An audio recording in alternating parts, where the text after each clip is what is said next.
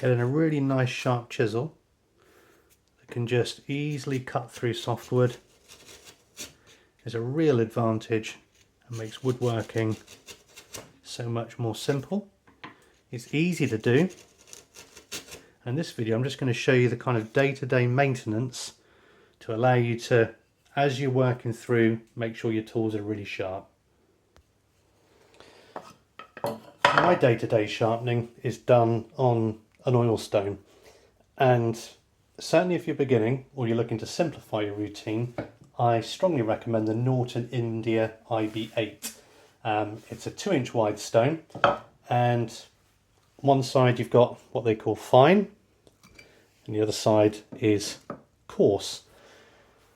Now, this used to be a popular stone back in the day, obviously not ages ago because it's a manufactured stone, but for most woodworkers, make a case for it, on you go, no stress. This method I'm going to show you works on any stone, and there's historical evidence going back for it for hundreds and hundreds of years. The only tool that I wouldn't recommend using this process on is Japanese tools. I've got a lot of respect for Japanese woodworking culture and Eastern ways of working. They take a different approach, and I think if you're working with Japanese tools, check out some videos for them. Look for a guy online called Wilbur Pan. He's got some great resources available. I think they might also be part of some resources on popular woodworking that he put together. But yeah, not for your Japanese tools, but for me, I don't use Japanese stuff, so don't need to worry too much about it. So when we look at our chisel, it's relatively thick and it's all tool steel.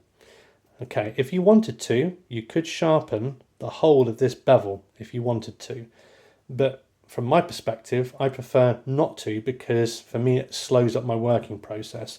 I want to sharpen just here on the edge and create a secondary bevel. You've got your grind bevel here and then the secondary where the honing happens. So to do that, just apply a bit of oil to my stone. Again, if you're using water stone, it's going to be water or, you know, whatever it is. You can get other proprietary lubricants for an oil stone, but I like baby oil because it's cheap. You can grab it from the supermarket. Now, I'm going to bring you in a bit closer. Now, I've pulled some oil up there on the surface. Now, if you come in flat with your chisel and lift it up, you see there how it just kind of bulges oil out, just there. That tells you that the 25 degree is sitting there flat, okay? And that's your starting point. And then what you want to do is lift up another sort of 5 to 10 degrees, because we're going to hone it at about 35 to 30 degrees. That's where the magic happens. And then we're just going to move it backwards and forwards, nice and steady. You don't have to put crazy amounts of energy in, because we're just honing on that front edge. It only takes a second. Okay?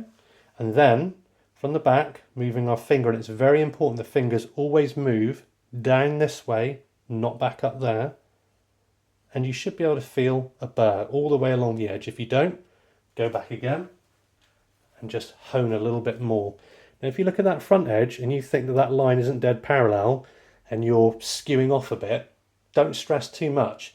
A perfectly parallel secondary bevel doesn't mean too much. You want to be careful you're not going totally out of whack, but, you know, don't worry too much.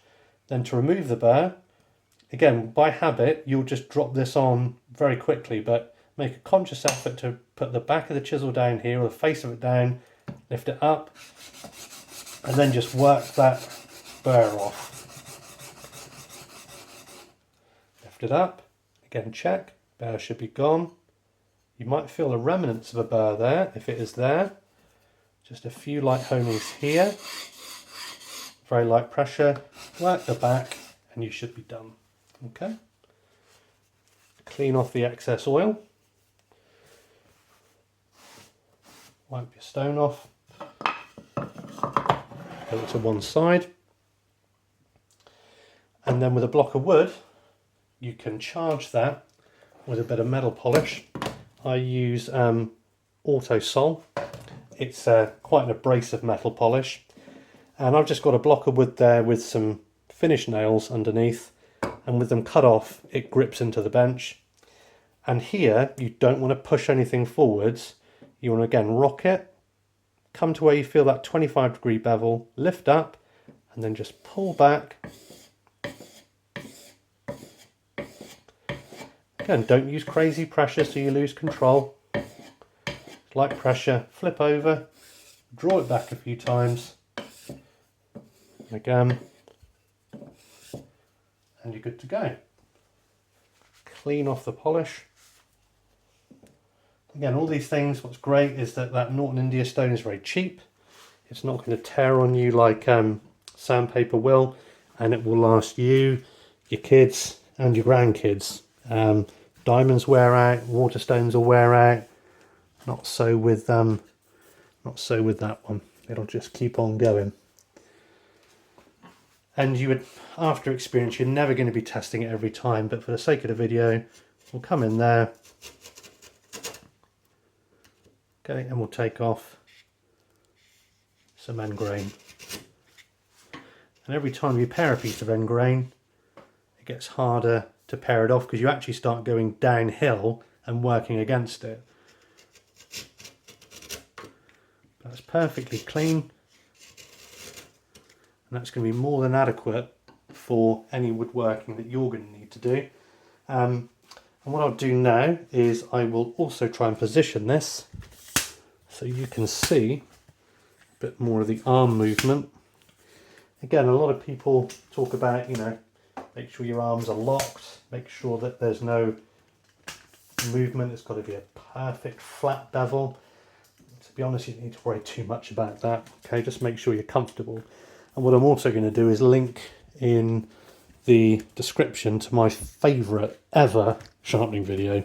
Well, two actually, if I can find the other one. First one is a gentleman demonstrating what I'm doing, but without so much convo. He just literally gets on with it, and I think that's quite impressive. So yeah, if I'm sharpening off, I literally just come there, up, over, clean it off. That then goes to the side of the bench. If I want to do something super fine, I'll just come in, polish the back of that, get rid of it, finished. That's the time that's needed, and I think honing guides are brilliant because it gives people an option, but when and if you feel you want to do it, that speeds the process right up.